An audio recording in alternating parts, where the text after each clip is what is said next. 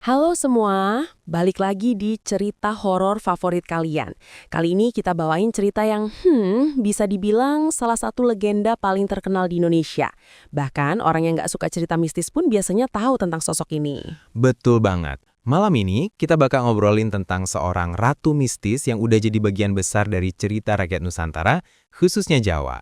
Yap, siapa lagi kalau bukan Nyi Roro Kidul, Ratu Pantai Selatan. Gue yakin deh sebagian dari kalian udah familiar sama namanya. Tapi di luar itu masih banyak banget cerita, mitos, dan versi-versi yang berkembang tentang siapa sebenarnya Nyi Roro Kidul ini. Dan percaya nggak percaya, sampai sekarang auranya tuh masih kuat banget. Sampai-sampai kalau kita nyebutin namanya, hawanya bikin merinding. Menurut kalian gimana guys? Oke, biar nyambung, kita mulai dulu dari asal-usulnya. Jadi ada banyak versi cerita. Ada yang bilang Nyi Roro Kidul itu dulunya seorang putri kerajaan, ada yang bilang dia itu titisan makhluk halus dari Laut Selatan, bahkan ada versi yang nyambung sama legenda Jawa kuno. Bener banget. Salah satu versi paling populer tuh cerita tentang Putri Kadita, anak dari Raja Sunda yang kena kutukan. Jadi awalnya dia ini putri cantik jelita, tapi karena iri hati dari ibu tirinya, dia dikutuk jadi buruk rupa, penuh penyakit kulit. Lalu dia pergi ke Laut Selatan, berendam di laut itu, dan anehnya penyakit itu hilang. Tapi setelah itu, dia nggak balik lagi. Malah dipercaya jadi penguasa Laut Selatan itu sendiri. Yap, dan ada juga versi yang nyambung ke Mataram Islam di mana Sultan Agung dan penerusnya dianggap punya hubungan spiritual sama Nyi Roro Kidul.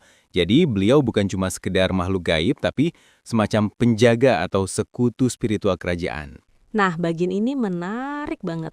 Karena sampai sekarang, banyak keraton Jawa, kayak keraton Yogyakarta sama Surakarta, yang masih ngaku punya hubungan khusus dengan Nyi Roro Kidul. Bahkan, ada ritual khusus yang namanya labuhan. Biasanya dilakuin di Parangtritis atau pantai selatan lain. Mereka nyajiin sesajen berupa tain, makanan, perhiasan, yang katanya buat persembahan ke Nyi Roro Kidul, biar laut tenang dan kerajaan sejahtera. Dan kalau lo lihat sejarah, sebenarnya ini bentuk sinkretisme antar budaya Jawa kuno dengan Islam. Jadi meskipun udah masuk Islam, tapi kepercayaan terhadap penguasa Laut Selatan ini nggak hilang. Sekarang kita bahas yang paling sering orang dengar. Larangan pakai baju hijau kalau main ke pantai selatan. Ini bener gak sih Ren? Kok gak jadi merinding ya? Iya, gue sih gak tahu pastinya ya, tapi ini urban legend yang sampai sekarang masih dipercaya. Katanya, ijo itu warna kesukaan Nyi Roro Kidul. Jadi kalau ada yang pakai baju ijo, bisa dipanggil masuk ke laut. Terus hilang deh, jadi bagian dari kerajaan lautnya. Dan menariknya, kasus orang hilang di Laut Selatan tuh banyak banget. Ombaknya gede, harus bawa lautnya kuat. Jadi bisa aja memang faktor alam. Tapi kan udah leket sama mitos, orang sering nyambunginnya ke panggilan Nyi Roro Kidul. Kalau ngomongin cerita nyata, ini banyak banget. Dari orang yang main ke Parangtritis, terus tiba-tiba hilang, sampai ada cerita tamu hotel yang ngalamin kejadian aneh. Nah, ini nih. Di Hotel Samudra Beach, Pelabuhan Ratu, Sukabumi, ada kamar khusus nomor 308 yang katanya disiapin buat Nyi Roro Kidul. Bener banget. Gue pernah lihat fotonya. Kamarnya itu nuansanya hijau, ada lukisan besar Nyi Roro Kidul, plus banyak sesajen. Dan anehnya, meski kamar itu ada di Hotel Bintang 5, gak sembarang orang bisa nginap. Kadang dipakai buat ritual atau sekadar dibiarkan kosong. Ada cerita juga, tamu yang nekat nginep di sana suka ngalamin mimpi aneh. Kayak ketemu perempuan cantik bergaun hijau, diajak jalan ke tepi laut. Terus pas bangun, badan mereka penuh pasir atau basah kayak abis dari pantai. Merinding sih kalau bayangin. Gue sih mendingan gak nginep di sana, karena duitnya gak ada juga sih, hehe. Selain horor, sebenarnya Nyi Roro Kidul ini punya makna simbolis yang kuat banget. Bener banget tuh, dalam budaya Jawa, Laut Selatan itu dianggap liar, ganas, penuh bahaya. Dengan adanya figur Nyi Roro Kidul, manusia jadi punya personifikasi buat sesuatu yang susah dikendalikan. Jadi kayak ada sosok penguasa yang harus dihormati. Dan menariknya, dia sering digambarin sebagai wanita cantik tapi berbahaya. Ini mirip sama konsep femme fatale di budaya barat. Cantik, mempesona, tapi bisa bikin celaka kalau lo lengah. Ngeri ya. Gue ada cerita dari nelayan di pantai selatan, dak. Jadi gini, katanya kalau malam-malam tertentu, terutama pas bulan purnama, ada suara gamelan Jawa yang terdengar jelas banget dari arah tengah laut. Lo bayangin aja, di tengah lautan luas, nggak ada kapal, nggak ada pesta, tapi bunyi gamelan kayak iringan upacara keraton kedengaran samar, terus makin lama makin jelas. Kadang malah diiringi suara sinden. Padahal kalau ditelusuri, sama sekali nggak ada sumber suaranya. Nelayan yang ngalamin cerita gini tuh sampai merinding, soalnya bukan cuma sekali dua kali kejadian. Nah, iya, gue juga pernah dengar cerita kayak gitu. Malah ada yang lebih ekstrim. Warga bilang pernah ngelihat langsung pemandangan aneh di atas permukaan air. Kayak rombongan prajurit lengkap dengan tombak dan baji besinya, jalan berbaris rapih banget di atas ombak. Ada juga yang bilang sempat ngelihat kereta kencana berkilauan ditarik sama kuda putih. Semua itu muncul cuma sebentar, terus biar hilang begitu aja. Nggak ada bekas, nggak ada jejak.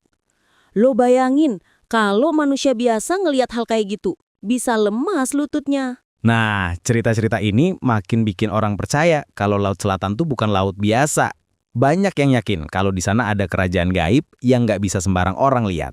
Jadi selain dunia kita, ada juga dunia lain yang hidup berdampingan. Dan kadang, batasnya tuh bisa kebuka sebentar buat orang-orang tertentu doang. Nggak heran kalau mitos tentang Nyi Roro Kidul, Ratu Pantai Selatan makin kuat melekat. Benar, gue jadi ingat ada satu nelayan tua yang bilang kalau lo dengar suara gamelan atau ngeliat penampakan kayak gitu, jangan coba-coba manggil atau mendekat. Katanya itu kayak undangan halus dari penghuni laut. Kalau lo nyaut atau lo deketin, bisa-bisa lo dibawa ke alam mereka. Makanya banyak yang percaya ada orang hilang di laut bukan cuma tenggelam, tapi juga diambil. Iya, dan itu yang bikin Pantai Selatan jadi salah satu tempat paling mistis di Indonesia.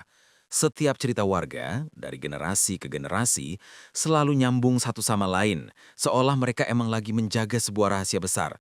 Jadi kesimpulannya, Nyi Roro Kidul ini bukan sekadar urban legend biasa ya. Beliau udah jadi bagian besar dari identitas budaya Jawa, bahkan Indonesia. Dari cerita rakyat, kesaksian warga, sampai ke ritual-ritual tradisi yang masih dijaga sampai sekarang. Betul banget. Mau percaya atau enggak, cerita tentang beliau selalu punya dua sisi, horor dan spiritual. Horor karena banyak kisah yang bikin merinding soal orang hilang, penampakan, sampai suara gamelan misterius. Tapi ada juga sisi spiritual, karena mitos ini ngajarin kita buat hormat sama alam. Laut itu bukan sekedar tempat main atau wisata, tapi juga rumah bagi banyak misteri dan bahaya yang nyata. Iya, dan kalau dipikir-pikir, mungkin inilah kenapa legenda Nyi Roro Kidul bisa bertahan ratusan tahun. Bukan cuma karena kisah mistisnya, tapi juga karena ada pesan yang lebih dalam. Jangan sombong sama alam, jangan seenaknya di tempat yang bukan wilayah kita. Nah, buat kalian yang mungkin pernah punya pengalaman mistis di Pantai Selatan, entah dengar suara gamelan, ngeliat hal-hal aneh, atau mungkin punya cerita turun-temurun dari keluarga, bisa banget share di kolom komentar. Kita bakal seneng banget kalau cerita itu bisa jadi bahan obrolan di episode berikutnya.